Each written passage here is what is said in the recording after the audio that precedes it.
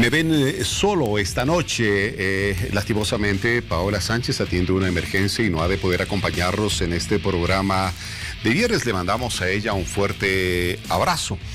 Hoy, un tema que no se lo pueden perder, que lo hemos ido anunciando desde ayer. Vamos a hablar de los apellidos, de algunos nombres, de los más comunes en Bolivia y en la región. Algunos países que comparten algunos apellidos que son muy parecidos a los nuestros o son los mismos, casi del mismo origen. Vamos a hablar de nombres también raros, nombres bastante raros. Y vamos a hablar de nombres y apellidos que hacen una composición realmente extraordinaria que va a regalarles a ustedes no menos de una sonrisa. Estos nombres, voy a mencionar algunos nada más como introducción. No me los estoy inventando. Son nombres reales que están en los registros civiles de España y de varios países latinoamericanos que compartimos muchas ocurrencias como estas. Susana Oria. Soy la cerda del campo. Es un nombre real en España, nombre y apellido. Aquiles Brinco. ¿Qué tal? Aquiles Brinco. Sebelín La Parada, vaya atrevido. Alan Brito Delgado. ¿Y qué tal si fuera realmente delgado el hombre? ¿Se imaginan? No. José Luis La Mata Feliz. José Luis La Mata Feliz. Elsa Pato. Elsa Capunta. Bueno, se pueden ustedes imaginar nombres y apellidos que existen, y vamos a hablar de nombres y apellidos que también son muy particulares en el registro civil de nuestro país. Bueno, nombres y apellidos que marcan identidades hoy, pero no nacieron los nombres y apellidos desde siempre. En la antigüedad, no, el nombre o la identidad de una persona estaba definida por si era cojo o si era tuerto. Ahí está el tuerto, ahí está el cojo. Ya después vino otro momento en el cual ya en la Edad Media, pues, y después en el momento de la conquista, era Hernán el Conquistador o Hernán de Mérida, ¿no? Del lugar que había conquistado. Mire, cada cosa que vamos a conocer hoy en este programa sobre los nombres y los apellidos en Bolivia y en la región. Vamos a saludar de inicio a Mariel Socup en las redes sociales. Buenas noches, Mariel. Víctor Hugo, buenas noches. Ya estamos listos para abordar este tema tan ameno en el que estaremos conociendo el origen de nuestros apellidos y muchos detalles más que estaremos desarrollando a lo largo del programa. Estoy segura que muchos de nuestros seguidores, por lo que nos han ido escribiendo en nuestras redes sociales, tienen algunas dudas, preguntas y también experiencias que contarnos, así que vamos a estarlos compartiendo igual a lo largo del programa, y si no lo ha hecho, hágalo en nuestro Facebook Hora 23, Twitter @Hora 23 Bolivia. Vamos a ver las publicaciones de esta noche. Tu identidad, tu apellido. Cada apellido esconde una historia, la historia de nuestros antepasados. Hashtag de hoy, el origen de tu apellido. Los apellidos Fernández, López, Hernández o Díaz tienen su origen en un nombre propio. Los apellidos toponímicos toman su denominación de un lugar, región, comarca o paraje en el que vivían. Arroyo, Ribera, Molina. Flores es el apellido más común de Bolivia según Forbes, que tiene una base de datos de los apellidos más comunes de todo el mundo. Vamos con el siguiente cuadro en el que usted va a participar junto a su familia. Cuéntenos si conocen el origen de sus apellidos y pueden realizar su consulta si no lo saben. Y bueno, salimos a las calles para preguntarle a los ciudadanos de La Paz si conocían el origen de su apellido. Veamos qué nos han respondido.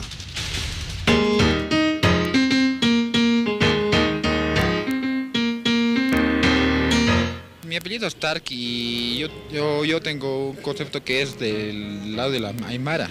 Bueno, mis papás vienen de la provincia de Pacajes y de ese lado proviene mi apellido. Provincia de Pacajes y departamento de La Paz. Vargas, pero ni idea, creo que es español. Mi mamá de La Paz, mi papá igual es de La Paz, los dos son de La Paz. España, me imagino, porque mi abuelo, creo que mi tatarabuelo era de España. La verdad no. Bueno, uno de ellos sí, más o menos, el apellido paterno es Charcas, ¿no? Que viene de la Real Audiencia, que estaba instalada en la ciudad de Sucre, que tiene más o menos origen español. Yo apellido Núñez, pero no sé de dónde proviene mi apellido, ni cuál es su historia. La verdad, he escuchado el apellido Núñez, así en libros españoles, pero No, la verdad no tengo idea de dónde sea. La verdad no sabría decirle la verdad. Guaigua con G, sí. No sabría, pero es descendencia de un pueblo que es por Copacabana, creo, algo así. Y Herrera también, que es de Aucapata. Mi apellido es Sánchez y viene de España, es español. Lo que tenía conocimiento es español, Gutiérrez. Tampoco se me pasó por la cabeza de mi apellido, ¿no? Estudiar sobre eso. Bueno, Saavedra viene de lo que es España y Vela también, o sea, español, más español, sí, los dos. Pero sí, investigando un poquito más, era algo como... No me acuerdo de este país, pero sí es español, eso. Estas fueron las respuestas de la gente tras que les preguntáramos el significado o procedencia de sus apellidos. Sin embargo, las reacciones fueron diferentes, ya que gran parte de la población sí tenía conocimiento. Sin embargo, algunos no sabían cuál era su procedencia o significado. Ante esto, saber la historia de nuestros apellidos es remontarnos al pasado, puesto que aquí, en nuestro país, muchos tienen procedencia española mezclada con raíces aymaras, que se los conoce como mestizos. Sin embargo, aquí muchos se distinguen por el lugar de nacimiento de sus antepasados o los más cercanos, que son los abuelos o abuelas, quienes son los que adquieren información valiosa acerca del lugar del apellido y de la familia. Sin embargo, muchos grupos familiares tienen su larga historia, anécdotas por contar y hasta un blasón de armas que representa todo un gran significado que va de generación en generación. Y bueno, a ver, muy interesante sin duda el tema de hoy, pero para introducirnos en esto de los apellidos, en esto de la identidad, es importante conocer algo de la historia de lo que es el registro civil en nuestro país, cómo ha nacido cómo se ha ido configurando, cómo se trabaja actualmente, el registro que tenemos actualmente, la base de datos en el país. ¿Y qué persona más indicada si no es la que tengo acá a mi lado en el set de Hora 23 y a quien ustedes ya van a comenzar a ver? Es el ingeniero Antonio Costa Cític. Es vicepresidente del Tribunal Supremo Electoral, es expresidente de la Corte Nacional Electoral, exdirector ejecutivo del Servicio General de Identificación Personal, SEGIP, exdirector de Informática de la Corte Electoral Departamental de Tarija, y sumando todas estas experiencias, cerca de 20 años administrando esa base de datos tan importante que hace a la identidad de los bolivianos. A ver, don Antonio Costas, qué gusto tenerlo acá en Hora 23. Buenas noches. Buenas noches, un placer saludarlo. Muchas gracias por invitarme aquí a Hora 23. Este es un campo fascinante, de verdad. Y además, no solamente es un tema de estadística, no es un tema de registro, es un tema de derecho. No, sin duda, sin duda. Yo creo que eso es lo más importante. Y como conversábamos hasta el 40, fue el derecho canónico el que registraba a las personas que se bautizaban. Ya nace en Bolivia el primer registro. A partir del 40, yo diría el 43, se empieza a tener oficialmente el registro civil. 1943. 1943. Bajo casi la estructura como es ahora, con los registros, los oficiales, y una administración que iba pasando siempre en el nivel central, a nivel de lo que era el Ministerio de Gobierno y lo asociado con el régimen interior, e indudablemente pasó por diferentes etapas. En ese 1943, enseguida seguimos en el orden en el que está yendo. ¿Ese registro contemplaba como ahora, primero el apellido paterno, luego el materno? Sí. Así nació nuestro registro. Sí. Bien. Es tradición. Bien. ¿No? Porque hasta hoy inclusive hay un dilema de cuál es el orden, ¿no? ¿Cuál es el orden? El nuevo Código de Familia hace una referencia muy ambigua a este orden. Por eso es que muchas autoridades dicen, es posible acordar el orden de los apellidos. Pero eso no rige todavía, sí. Hay alguna consulta que hicieron, entiendo, la Asamblea, para precisar algunos conceptos y poder aplicar esto de manera que cualquier ciudadano diga, no, mi hijo va a llevar el apellido materno antes que el paterno, irá a la madre y en acuerdo con el padre. Pero eso todavía no se puede hacer, ¿o sí? Se debería poder. Se debería. Sí, se debería poder. Porque además, el recibir un nombre es una herencia, ¿no? Es una herencia, es un legado de nuestros padres, porque nos dan su apellido, nos asignan un nombre para identificarnos. Seguramente en el origen de la humanidad no era necesario, eran tan pocos que se sabía quiénes eran. No, claro, que no tenía un ojo era el tuerto, ¿no? El que cojeaba era el cojo, Así ¿no? Qué sé yo, o sea, el pelado, el rubio, el rojo, el negro. Por eso es que hay muchos apellidos, por ejemplo, que se asocian a regiones, a lugares, inclusive hay apellidos compuestos, como señor D, ¿no? Todas esas cosas. Y hay una tradición fuerte española por la colonización también, pues, ¿no? Ahora, en el tema de la denominación, ya ha habido una tradición de que se debe preservar la igualdad de derecho con la asignación de 2 apellidos que tengan los nombres. También en el tema del orden, con esta nueva dinámica que se tiene a nivel del Estado, y en conceptos de igualdad de derechos, entonces se debería acordar que para los hijos, los padres que tienen la tutoría legal hasta los 18 años, definan cómo se va a llamar el hijo. Porque el hijo también a los 18 años puede cambiar su nombre. Puede decidir invertir el apellido. Puede. No, si lleva el apellido paterno ahora, el materno después, primero paterno, luego materno, a los 18 dirá, no, yo quiero que ahora llevar el apellido de mi madre. ¿Puede hacerlo? Puede. Y no le afecta en todos los trámites que realizó durante toda su vida. Es un tema de derecho y ahora se está debatiendo fuertemente eso. Se está debatiendo fuertemente eso. Todavía está en el ámbito jurisdiccional, pero tenemos que ir cambiando. Es bien interesante esto. ¿Y por qué el debate se centra mucho? Porque hay una tradición por el orden de los apellidos. Por ejemplo, nosotros somos 4 hermanos, por parte de padre y madre, y todos apellidamos inicialmente Costas. Y nuestro segundo apellido es Citich, ¿no? Si alguno de nosotros cambia el orden, para alguna persona dejaría de ser nuestro hermano. Claro. No, nuestra hermana. O dirá, no, es que se enojó con su familia, no, qué sé yo. No sé, es que hay tantas variables, tantos mensajes que uno puede interpretar. Y en otros países, por ejemplo, emerge un matrimonio y la esposa adopta el apellido del esposo, se divorcia y sigue con el apellido del esposo. Y nadie se ha perturbado porque cambió totalmente el apellido. Ahí viene la fortaleza de los registros, ¿no? Para que no se pierda la tradición y sobre todo el flujo del registro. Ajá. Y ahí viene la sistematización que debe haber, el orden que tiene que haber. Hay países como el nuestro donde todos los bolivianos nos identificamos por un sistema completo que comprende la parte biográfica, patronímica y la biométrica. Hay países en los cuales solamente se toma la biometría a quienes cometen un delito. Y recuerdo hace muchos años un amigo inglés que decía, en un gran periodo, cuando nosotros manteníamos una gran tradición, íbamos al banco y dábamos nuestro nombre y tenía que creernos. No había documentos, claro, no había nada. Qué complicado, ¿eh? Sí, entonces ha cambiado mucho. A ver, ahora, ¿qué le parece si usted nos ilustra un poquito respecto de los apellidos más comunes en los registros del Ceresi en nuestro país? Atención todos, a ver, se apellidan, ya les voy a dar una pista, Flores, Vargas, Gutiérrez, por ahí Vaca, no sé, Toro, atentos, a ver, ¿dónde está ubicado su apellido en el ranking de apellidos que tenemos en Bolivia? A ver, ingeniero Costas. Hemos hecho una evaluación de la base de datos que comprende todo el histórico del registro civil. Estamos hablando desde el año 40, ¿no? 1940.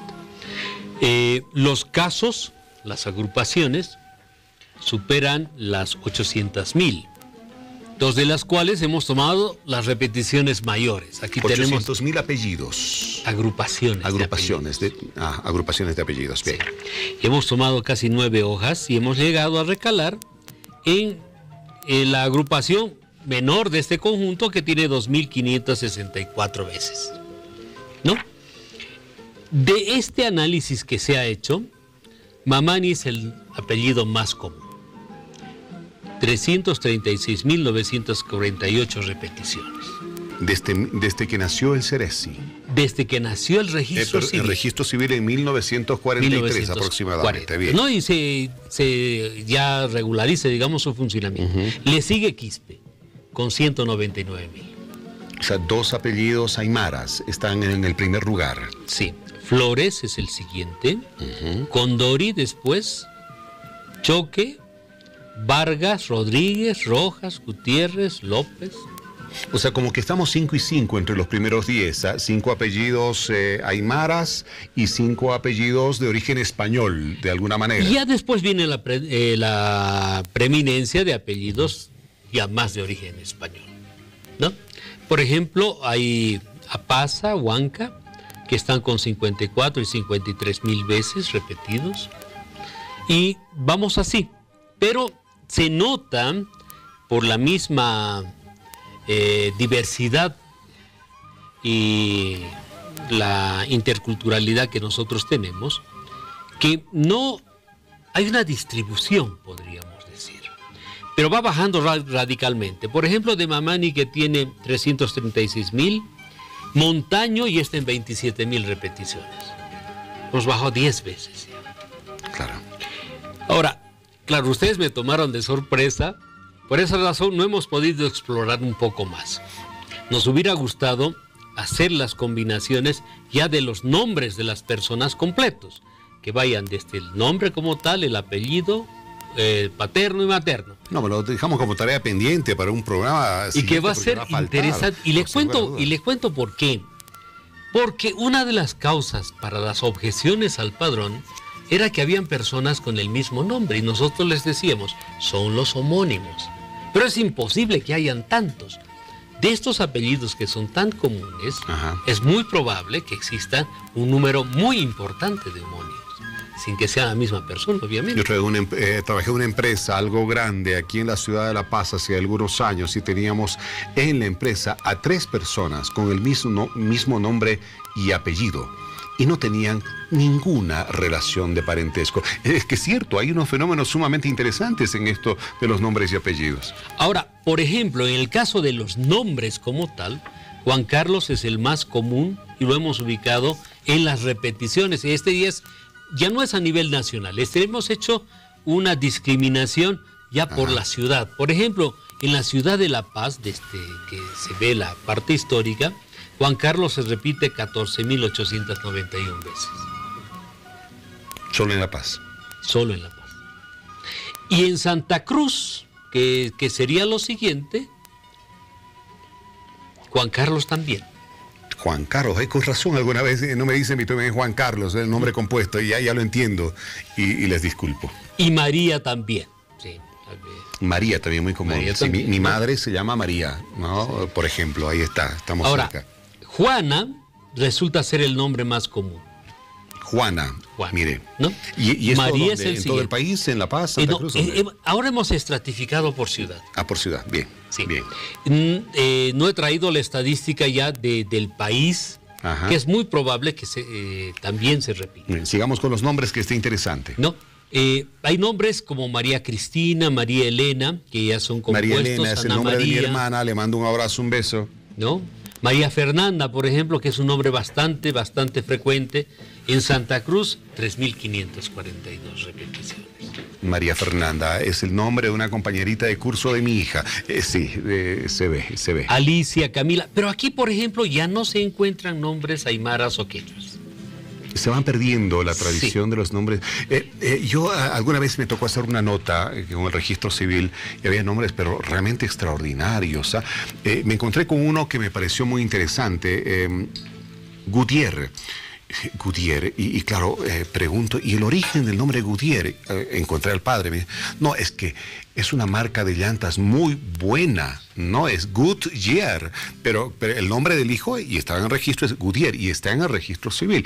Fue un fenómeno muy interesante y lo recuerdo. Y es que muchos toman nombres de las telenovelas, de la publicidad, de algo que les ha llamado la atención y que les ha sonado bonito, ¿no es cierto? Ya de haber casos en que ponen el nombre a sus hijos y quieren ya cambiarlo al día siguiente. Se dieron cuenta de que bueno, se dejaron llevar por la calentura del momento. Sí. Así es. Ahora, por ejemplo, muy pocos casos, pero hay nombres tan hermosos como Guara, que es estrella. ¿No? Pero hay muy pocos. Y aquí viene un empeño que tenemos con una colega, con la licenciada Choque, para hacer una un trabajo de recopilación de los nombres por cada una de las lenguas que tenemos, por lo menos las mayoritarias, la aymara, la quechua, la guaraní, ¿no? Y espero que podamos hacerlo, porque son verdaderos tesoros, ¿no?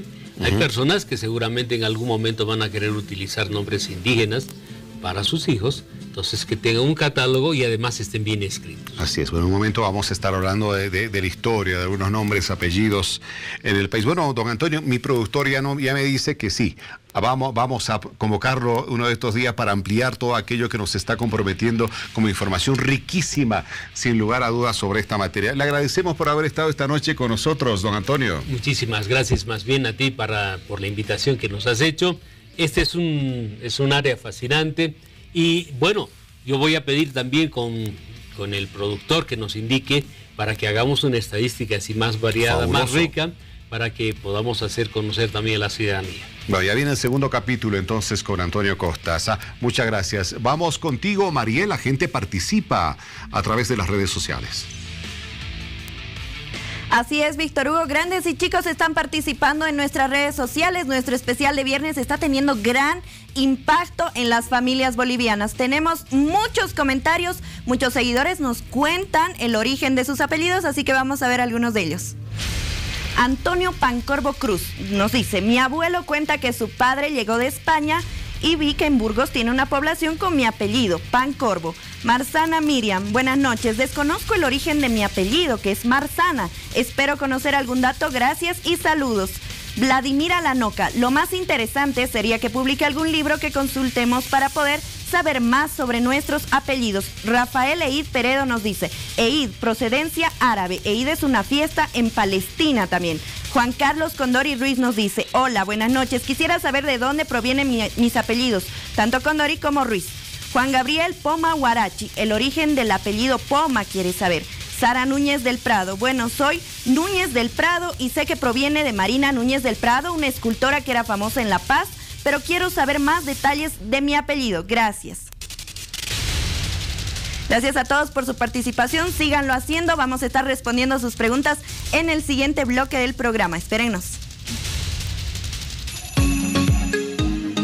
Por el mes de la madre, estamos con la promoción del plastificado con micropartículas de queratina 2x1 y de regalo un corte de cabello. Además, estamos con los paquetes de 40% de descuento en tratamientos de spa y cambios de look. Los días miércoles, los cortes 3x1 solo en Marcelo Ruiz.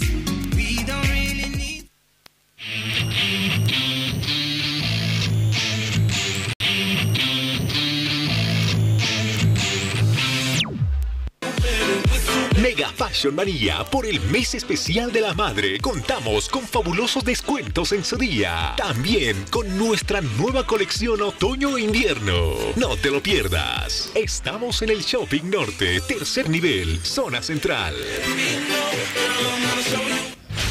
Estamos de regreso en este viernes 12 de mayo, exactamente son las 23:26. Nuestros seguidores siguen participando, así que usted sígalo haciendo. Facebook Hora 23, Twitter @Hora 23. Para esto les recuerdo una vez más la publicación en la que usted puede contarnos si conocen el origen de sus apellidos y pueden realizar su consulta si no lo saben. Hashtag del día, el origen de tu apellido. Bueno, hay algunos otros nombres y apellidos que me he encontrado por ahí, que están en los registros civiles de los países sudamericanos de habla hispana y España.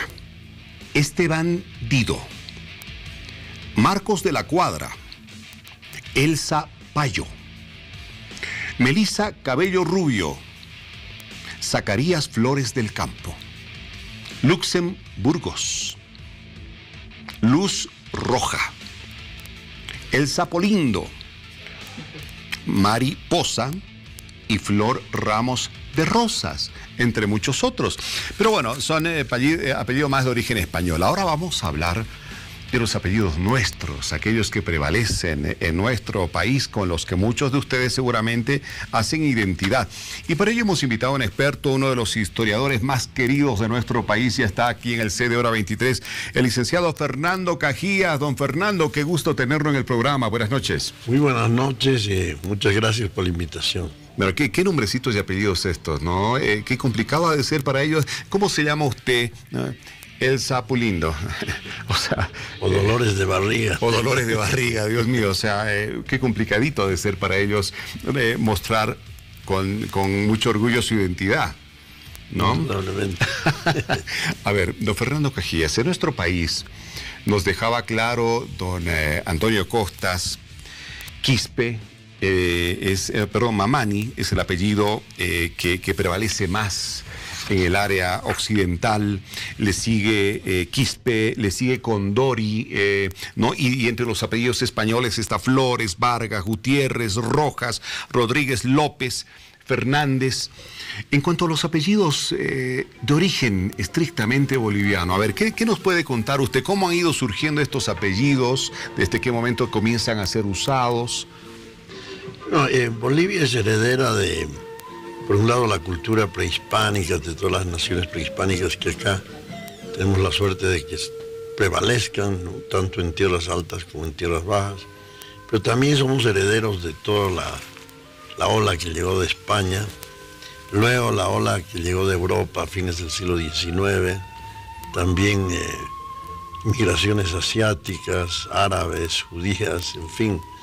Yo diría, yo no soy, la verdad, experto en este tema, pero atrae, por supuesto, que de la época prehispánica, por lo menos en las primeras crónicas, sobre todo aquí en La Paz, había una nobleza indígena, 3 caciques, sobre todo en la zona de Churubamba, un apellido que ha desaparecido, que es Quirquincha, sin embargo queda el Tambo, exacto, el Museo Tambo, y otros 2 que sí prevalecen, que son Chuquimia y Nina, ¿no? Y a lo largo de la colonia aparecieron pues con toda fuerza los apellidos que han sido señalados, ¿no? Mamani, Quispe, Condori.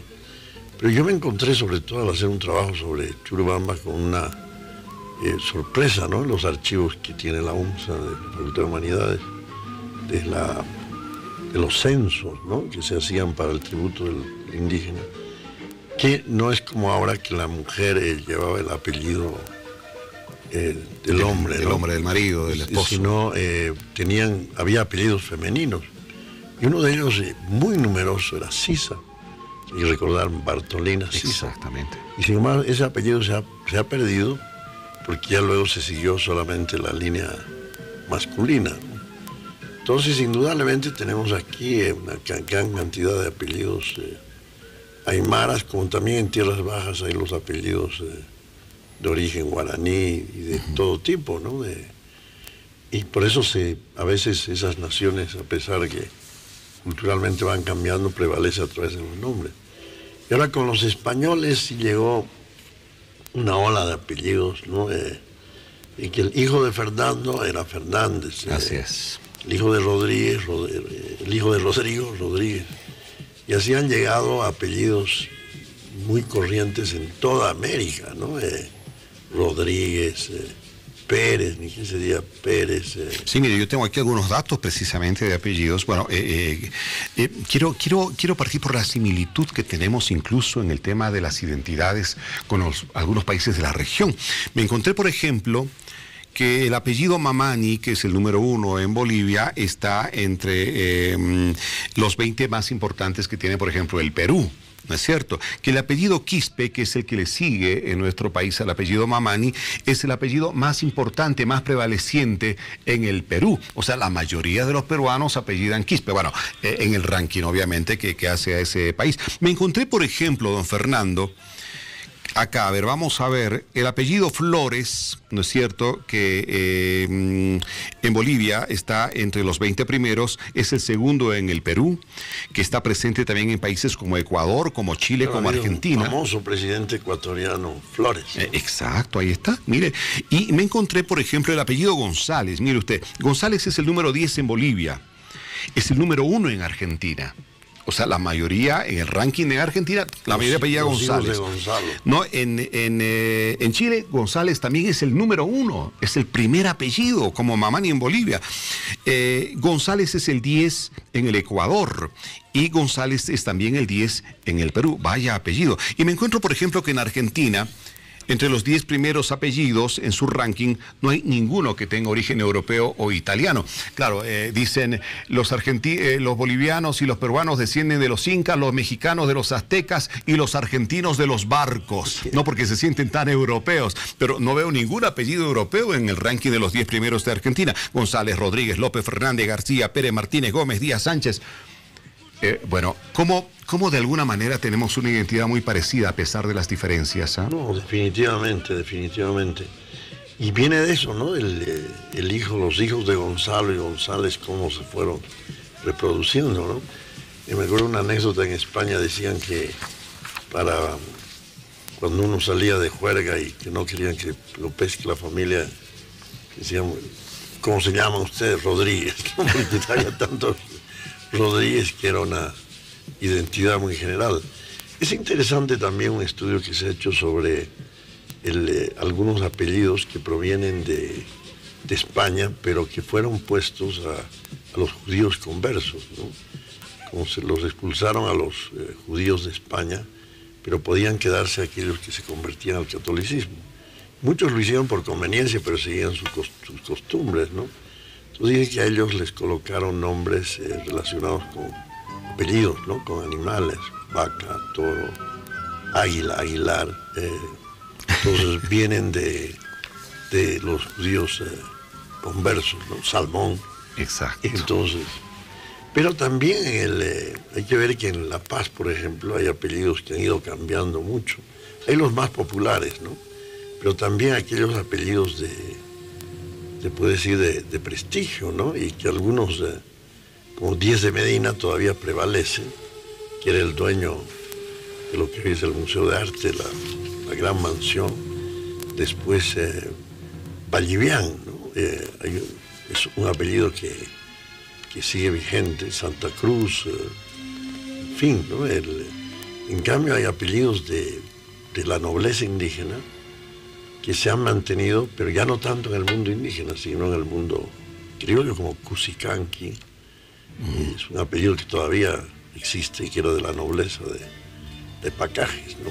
Así es. O los Siñani de la zona de Carabuco. ¿Y qué le dice el apellido Ayma, que es el apellido materno del presidente Evo Morales? Bueno, la verdad es que conozco muy poco, ¿no? El apellido Ayma. El apellido Ayma no es de los más sonados. Ahora, hay una pregunta inevitable, ahora que hablamos de los apellidos, aquellas transformaciones que se dan algunos apellidos quechuas o aymaras en el país, ¿no es cierto? De Quispe, por ahí decían Quispert, ¿no es cierto? O otro tipo de apellidos con una caracterización muy parecida. Por ejemplo, Gisbert con G sí viene de España, ¿no? Claro, Gisbert y es otra cosa. Pero Gisbert es otra cosa, indudablemente. Que es una variación. Ahora hay apellidos relacionados con animales también acá, ¿no? En el mundo aymara, como Condori, que también es un apellido importante. Ahora, por ejemplo, en el caso de los afros, quedan muy pocos ligados a la región de donde vinieron, por ejemplo, los Angola, ¿no? La mayoría, por ejemplo, adoptó el nombre del dueño de la hacienda, ¿no? Entonces, por ejemplo, hay apellidos ahí que se repiten mucho, como Pinedo, Zavala, pero que no son apellidos afro, por ejemplo, ¿no? Sino apellidos tomados del dueño de la antigüedad era así, ¿no? O sea, cuando qué sé yo, en español conquistaba algún lugar, no sé, era Joaquín de la Gruta, ¿no? Conquistó el pueblo de la Gruta y es de la Gruta. En la nobleza un poco que se manejaban así, pero en la gente del pueblo, ¿no es cierto? En lo popular era, qué sé yo, José el Herrero, Martín el Carpintero. Bueno, era muy básico antes en la antigüedad, bueno, y las cosas fueron cambiando. Y a veces todavía no era la población tan grande, ¿no? Entonces se usaba solamente el nombre, ¿no? Claro. Muy pocas veces se usaba el apellido, como los futbolistas en el Brasil, ¿no? Se están cambiando tanto de nombres hoy, o los nombres foráneos se van haciendo tan comunes, don Fernando Cajías, porque bueno, tanta telenovela, tanta película, y de repente pues le entra a uno a la carita, ¿no? Exacto, cada nombre es raro. ¿Usted recuerda alguno? Bueno, General Electric. Es especial, ¿no? Ahora, es interesante también los apellidos que llegaron con los migrantes, ¿no? Apellidos que, sobre todo por su aporte, ¿no?, a nuestra industria, han quedado muy renombrados, como Salvietti, exacto, Figliosi, Soligno, Stege, Bauer, toda esa... Y Ferrari. Bueno, que la familia Ferrari, un abrazo a amigos de la familia Ferrari, pero bueno. Claro, los Ferrari Gessi, ¿no? Exactamente, Ferrari Gessi. Exacto. Bueno, don Fernando Cajías, esperemos tener una siguiente oportunidad para seguir hablando de este tema que es tan lindo, tan bonito, tan amplio, ¿no?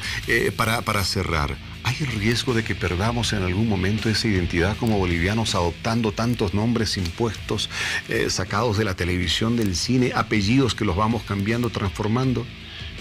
Bueno, definitivamente, como en todo, ¿no? No es solamente los apellidos, pasa en la comida, etcétera.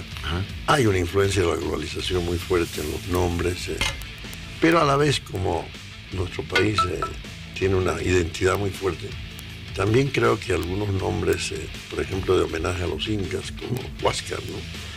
Recuerdo que mi padre, que se llama Huáscar, era uno de los pocos Huáscar en su época. Ahora hay decenas, ¿no? De Huáscar, por ejemplo. Eso muestra que hay también una fuerte tendencia a volver a nuestra identidad. Un pueblo sin identidad. Es una identidad además súper compleja, ¿no? Porque tenemos tantas naciones indígenas, pero a la vez tantas naciones mestizas, ¿no? Como Estado plurinacional que somos. Bueno, don Fernando, qué gusto tenerlo acá esta noche. Muchísimas gracias. Nos vemos la próxima. ¿Sí? Por supuesto, siempre. Una charla siempre interesante. Siempre a sus órdenes. Bueno, muchas gracias. Muchas gracias.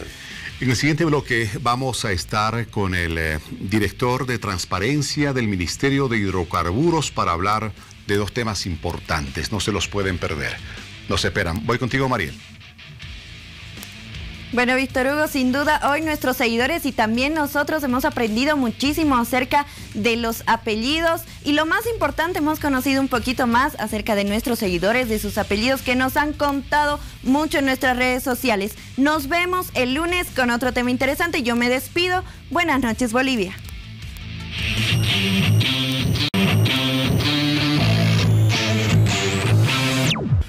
Bueno, y estamos ya de retorno en este bloque en el que vamos a hablar de un tema muy particular.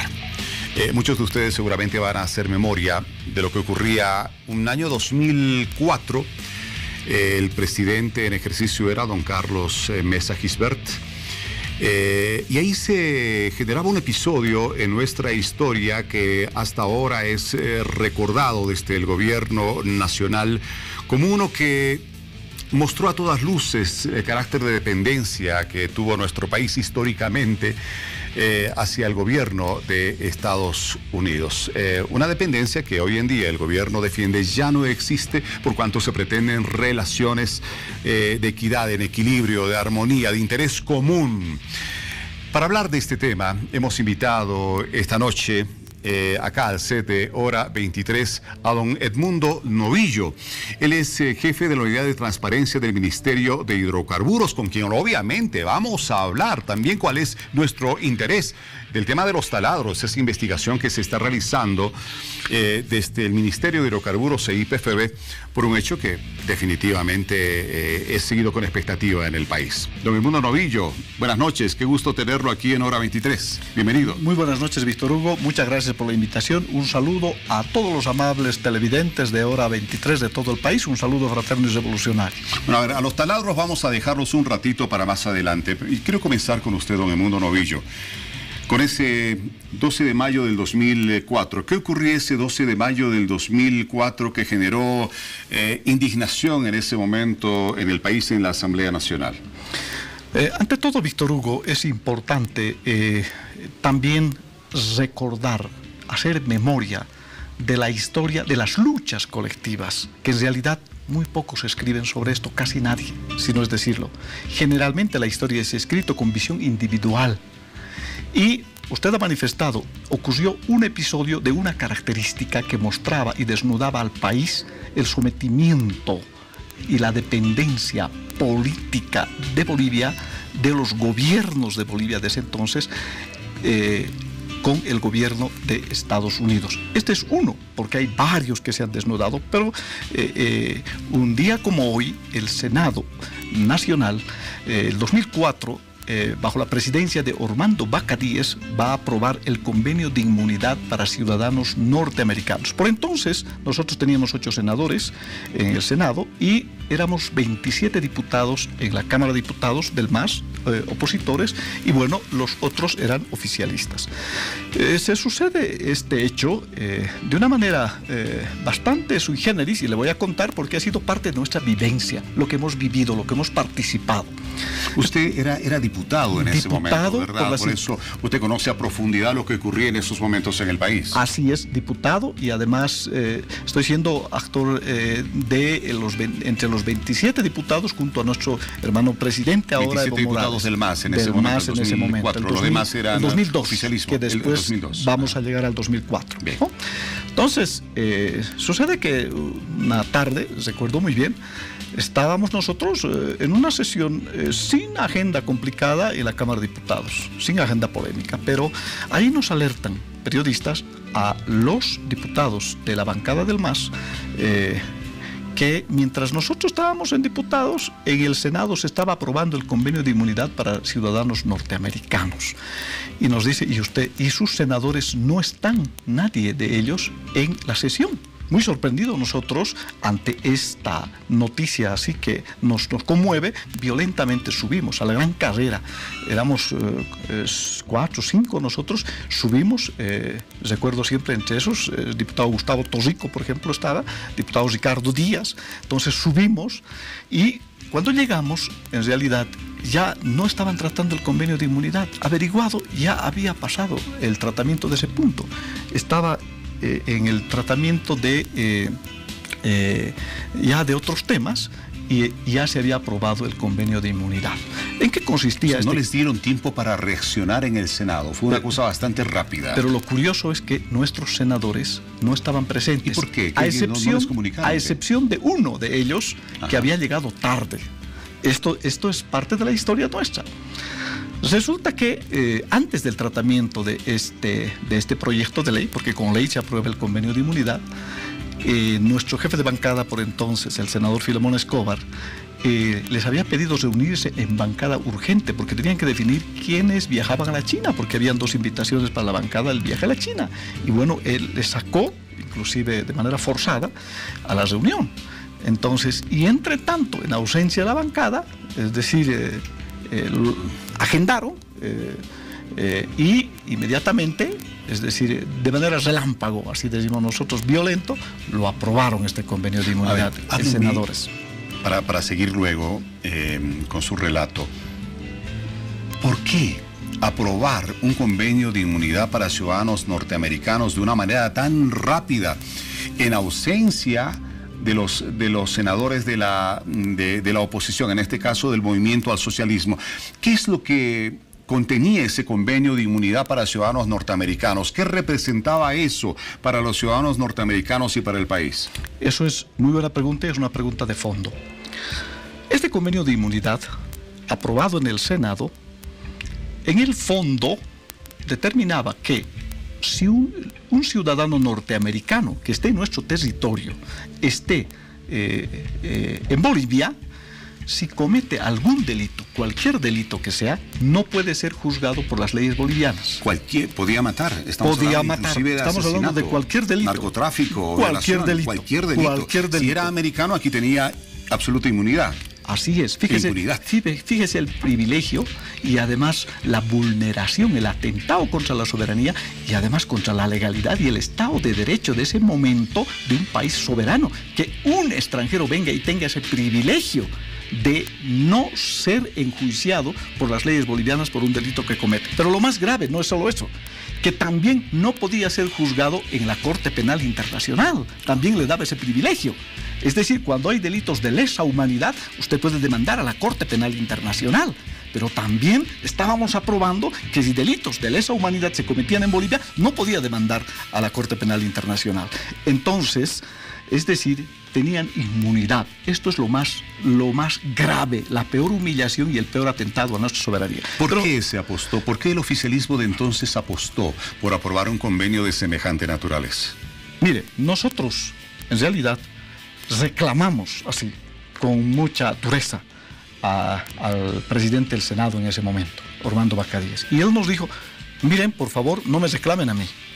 En realidad tienen que hablar con Carlos Mesa, porque yo solo he viabilizado un proyecto de él que él me lo ha pedido.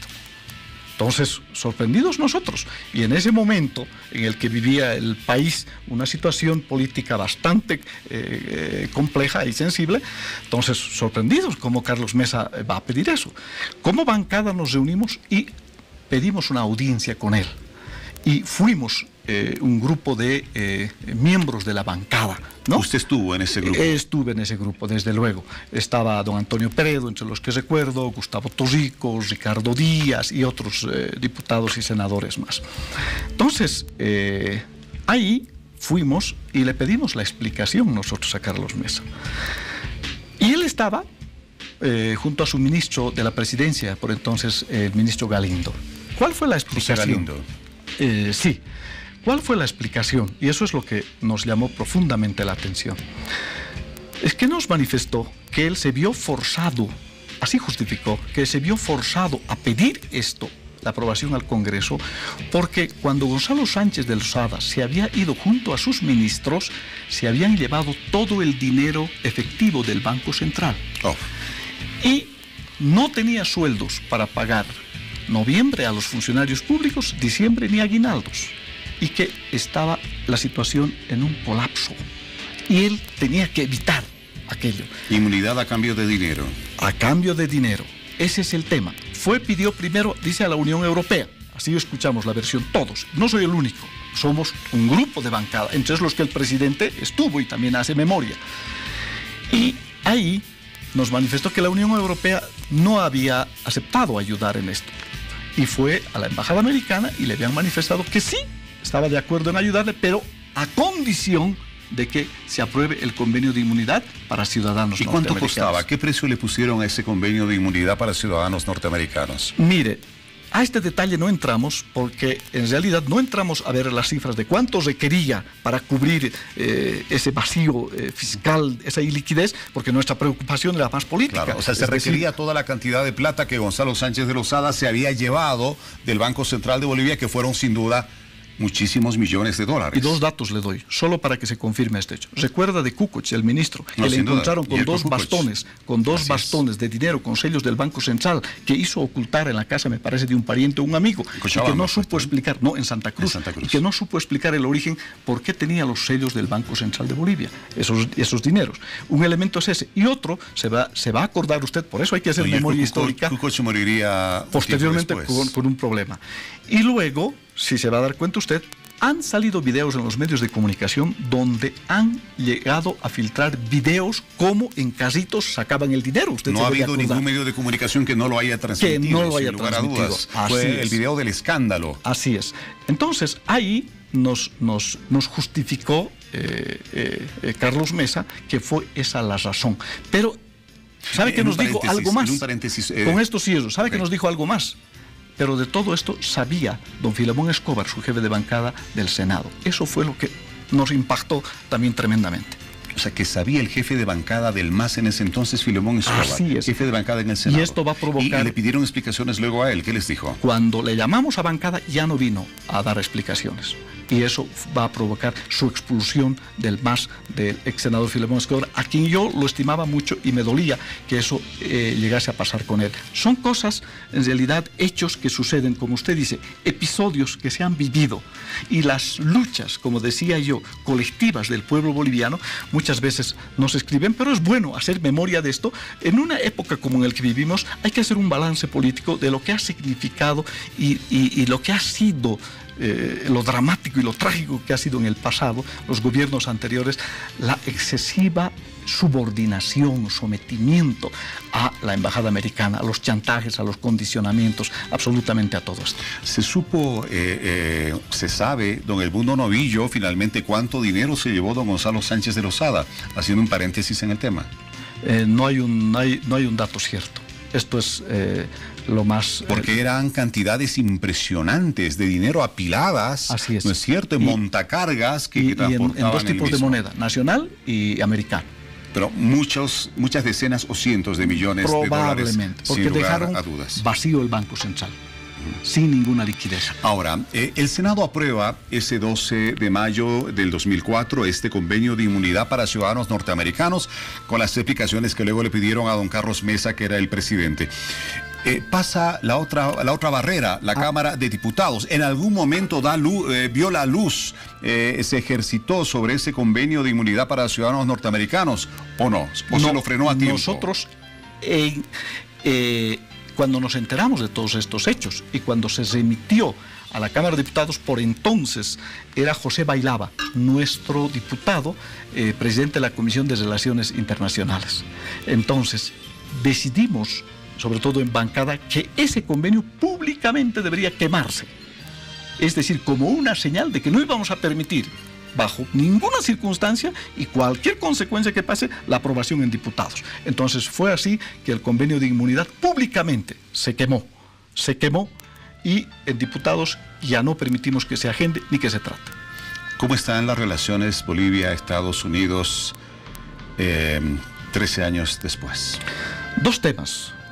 Primero, es decir, cuando nosotros asumimos el gobierno, querían ejercitar nuevamente la injerencia política. Y habían pasos muy raros del embajador Goldberg. Y fundamentalmente, es decir, había información de que él estaba trabajando en la conspiración contra nuestro gobierno, pero una conspiración además que ponía en riesgo la unidad y la integridad del país. No se olvide que él fue también embajador en la ex Yugoslavia, un país que se desintegró. Y él extrañamente fue enviado a Bolivia.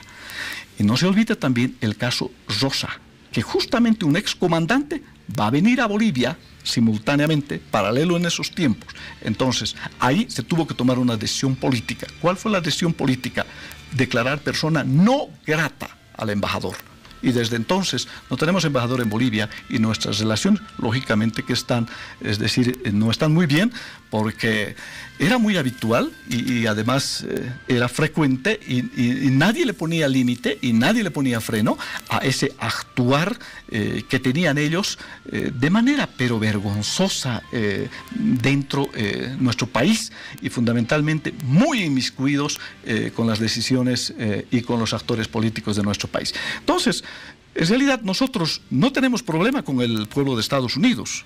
Podíamos reanudar relaciones en cualquier momento, pero hay que volcar la página. Ya no estamos viviendo la década de la época del neoliberalismo ni la década de los 70, de los años de la dictadura. Esta es una nueva época, es un nuevo periodo.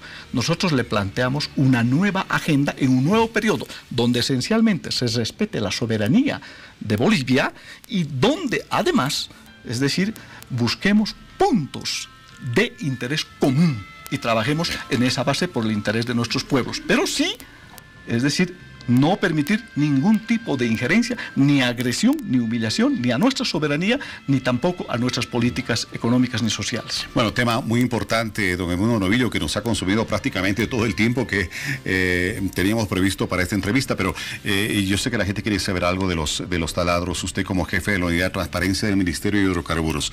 Rapidito, un resumen breve, ¿en qué está esto? ¿En qué proceso está? ¿Cómo están dando esta investigación? Primero manifestarle que yo he sido sorprendido con la designación de jefe de unidad del Ministerio de Hidrocarburos por decisión del presidente. El presidente personalmente me dijo que yo debo hacer investigación rigurosa a todas las inversiones que se realizan, particularmente en YPFB y en el Ministerio de Hidrocarburos. Entonces, primero, yo quiero decir de manera clara, no tengo animadversión contra nadie, no estoy contra nadie, solo cumpliendo una misión una misión muy sensible, muy difícil que me ha dado el presidente. Y en ese entendido, en el tema de los taladros, hemos trabajado, es decir, en el proceso de contratación de la compra de 3 equipos de perforación. La empresa adjudicada fue Drillmec y nosotros hemos hecho un análisis, un cotejo de documentación, una evaluación para ver si ha cumplido con la transparencia y para ver si ha cumplido con la legalidad.